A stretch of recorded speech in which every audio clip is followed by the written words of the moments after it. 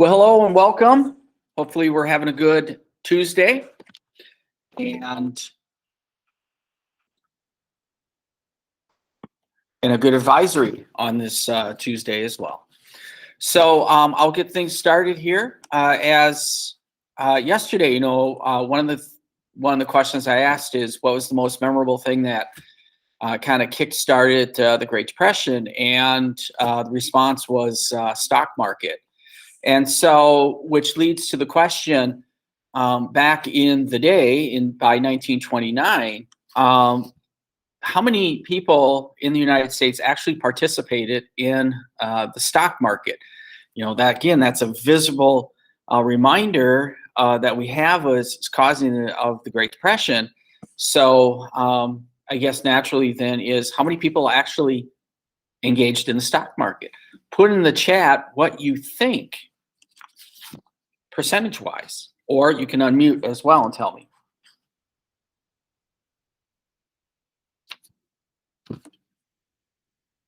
Now, there's probably some of you quickly GTSing and trying to figure out, stock market 1929.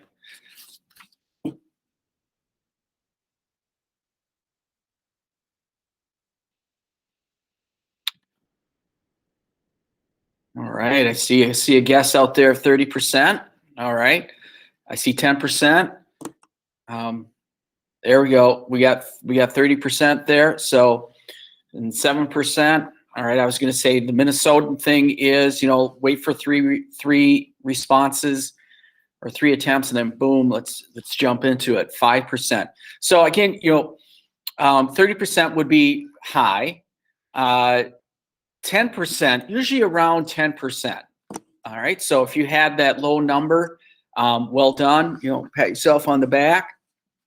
But again, so if we have this idea that the Great Depression is started by the stock market, but only 10% are in it, then what is making it so far-reaching of an effect? And so there is a reading that we sometimes would do in this class or in history in general, U.S. history as well. It's called The Long Dark Night. And I think the beginning of it kind of speaks to the effect the stock market might have. All right, so this is where I'm going with it. I'll read just this little bit, and it also has a Minnesota connection in it, and that's my goal. I always try to find Minnesota connections as well as we do things. And so this idea of the Great Depression and the stock market and how it impacts you. Gordon Parks, and I don't know if anyone recognizes that name, Gordon Parks, but Gordon Parks was a 16-year-old in 1929, a young black man trying to work his way through high school in St. Paul, Minnesota. All right, there we go, St. Paulite. As a bellboy at a downtown club for white businessmen, one Wednesday afternoon, a notice was tacked to the employee bulletin board. Because of an unforeseen circumstances, some personnel will be laid off the 1st of next month. Those directly affected will be notified in due time. This puzzled Parks until the next day, Thursday, October 24th, when the evening papers broke the news of the crash. I read everything I could get my hands on, he recalled, gathering in full measures of such terms as Black Thursday, deflation, depression. I couldn't imagine such financial disaster touching my small world. It sure concerned only the rich. But by the first week of November, I knew differently. Along with millions of others across the nation, I was without a job. Finally, on the 7th of November, I went to school, cleaned out my locker, knowing it was impossible to stay on. A piercing chill was in the air as I walked back to the rooming house. The hawk had come. I already felt his wings shadowing me. So Gordon Parks may not have participated, wasn't perhaps one of those 10% that participated in the stock market crash, but that stock market crash had that ripple effect, that it impacted other businesses that may have depended on the stock market. Could be industries, could be the banking institutions, and this is where the multiplier effect kicks in. More and more people are become affected by it as a result of the crash of the stock market. Now the stock market's going to recover later on. It'll recover, but it's going to take the economy much longer to recover. Stock markets do have a tendency to recover quicker. So with that, today, 2020, 2021, what percentage of the population do we think is actually engaged in the stock market now? Let's throw out a number. How many people, perhaps percentage, is involved in the stock market today?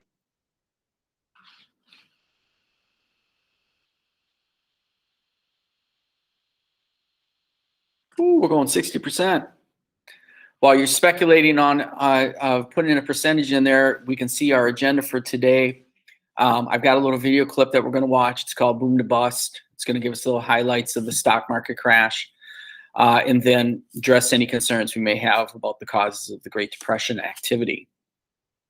All right, so I see in the chat here 60, 40, 40, 45%, 50%. So, I mean, you're recognizing the fact that today more people are going to be involved in the stock market. All right. And why do you suppose that? Why do you suppose more people today are being involved in the stock market as opposed to then? And I will say that number is closer to 55% involved. Why do you think more people are involved in the stock market today? You can click a button and boom, you're involved.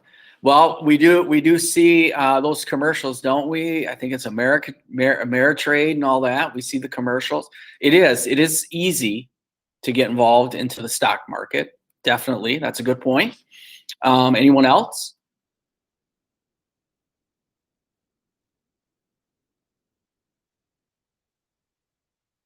Yes, jobs, give like 401ks. That is probably more of a contributing factor there. So that's a really good point brought up, 401ks. So you'll hear things like 401ks, you'll hear about 403bs, you hear about IRAs, Roth IRAs, those types of things. Or people might be involved in some type of stock option programs that companies may have because they've moved away from pensions, which is something that comes out of the Great Depression, moving away from pensions and move to things like stock options and 401ks and all that stuff. All right, so good discussion in our chat here, and I appreciate that. Now we're going to watch a little video clip here on from Boom to Bust. Because in the 1920s, what did we call the 1920s?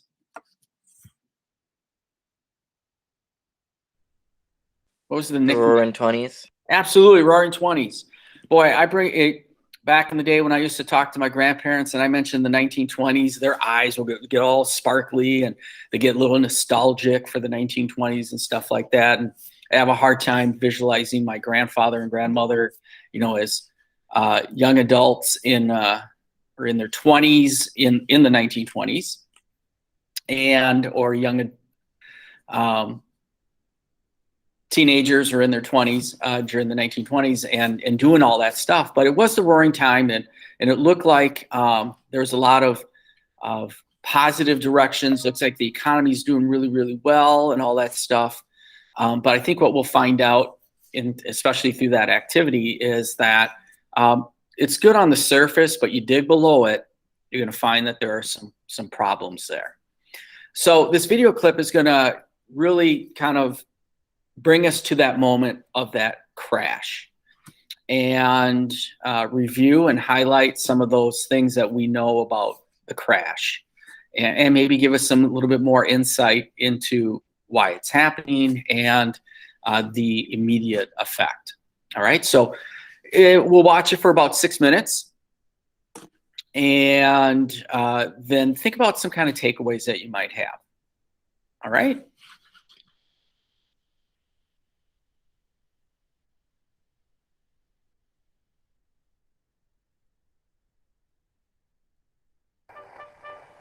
The most extraordinary thing about the decade of the 20s was a pandemic air of optimism, a feeling that the future of the country was unlimited.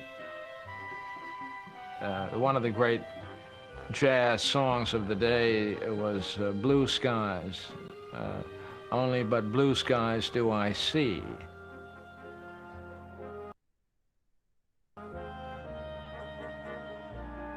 The president promised blue skies in the country's future.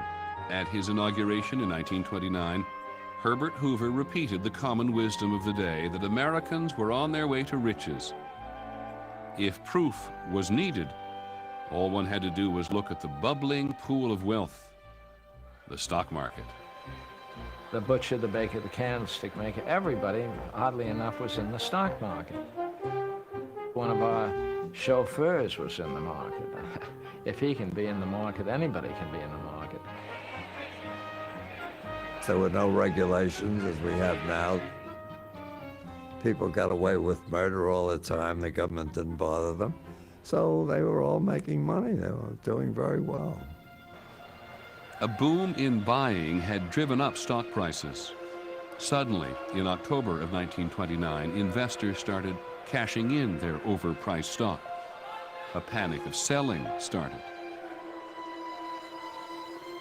On October 29, 1929, it was obvious from the opening bell that things were wildly amiss. At 9:30, there was a rumble on the floor. One of the page boys said, "Hey, Mike, look at the sell orders coming out of those phones." The wheels really started to come off. The stock market went into a free fall. Crowds gathered in the street outside of the exchange. No, at 3 o'clock, the bell rang and that was it. More than $30 billion in paper value simply vanished that day as the stock market crashed. The famous word, the crash. Overnight, it was like bombs fell.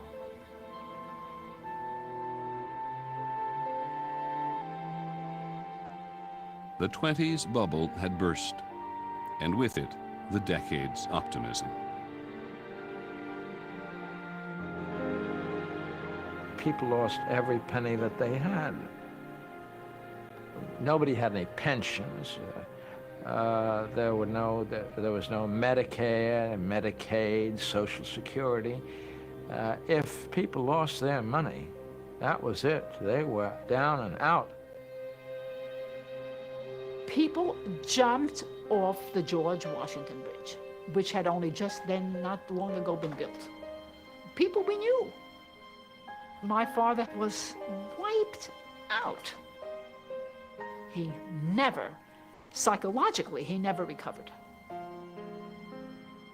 In 29, I lost $1 million. What do you do? It's the same story. Wash your face and hands and comb your hair and start all over again. But as people would find out in the decade to come, a decade is different from the 20s, as night is from day. Starting over was not going to be so easy.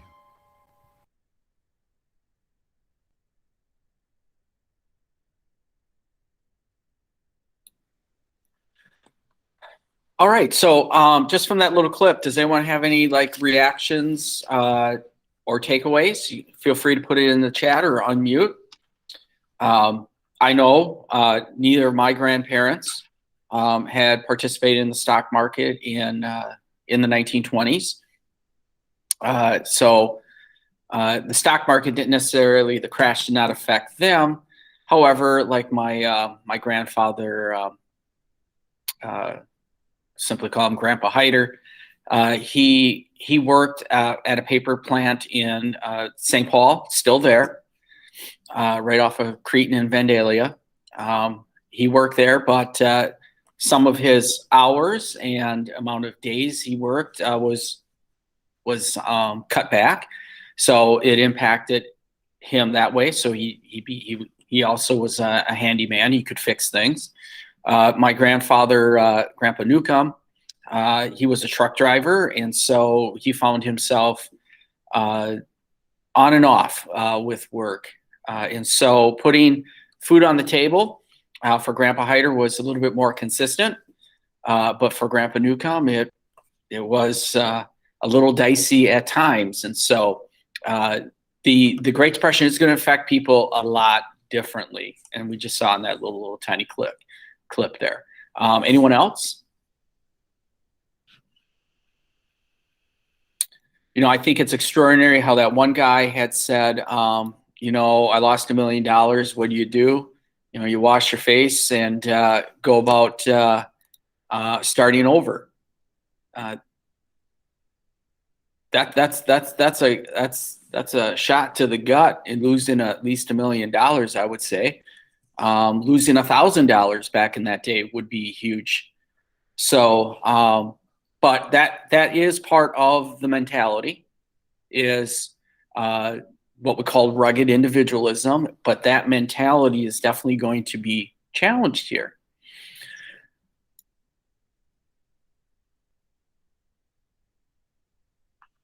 Also, looking at trying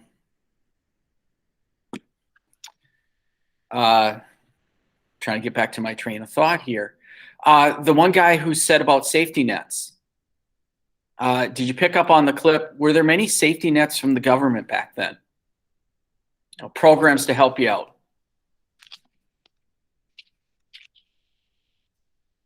No, you're right. There wasn't. Government pretty much was, especially at the federal level, was pretty much hands off. So if there was a local or level of government that really was involved in your life, it was more the local, county, or state. And probably more, we talk about the city government, which is that local government. It's probably going to have a bigger influence on your life on a daily basis back then. And so it really, during the 1930s, this is where we really began to examine what are things the government needs to do when we do have big events, crisis like this, and what don't they do, and which level of government needs to be involved, and then also our own responsibilities in it too. So this is really a time, it's a gut check for the United States in the 1930s here. Okay, so with this activity, causes of the Great Depression, again, you are looking at a number of events here, or topics, and we've got 8 topics. If I did my math correctly, you have 8 topics. And so I'm looking for, when you are creating your visual vocabulary, 8 different drawings, because you have 8 different topics. So how you organize it, I'm looking for, again, these 8 topics and the components that go with it, as well as the BHQs, the big historical questions, the summary questions. I'm looking for your responses as well. And these, in many cases, you know, are like we say, it's the summary. It's your way to reflect back on those 8 topics and then formulate your response based on them to these questions, okay? And again, this is due tomorrow. This is due tomorrow.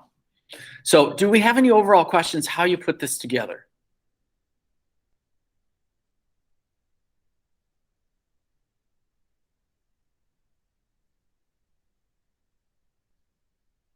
Now remember, this finished product can come in multiple ways. It can come in as a an assignment that you did in Notability or assignment you did on Google Slides, but remember you want to submit it as a PDF. That way I can look at it.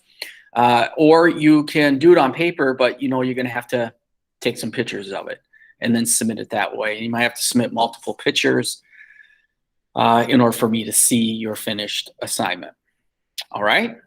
So that is your task for today, is to work on this and possibly get it done and submit it. Okay.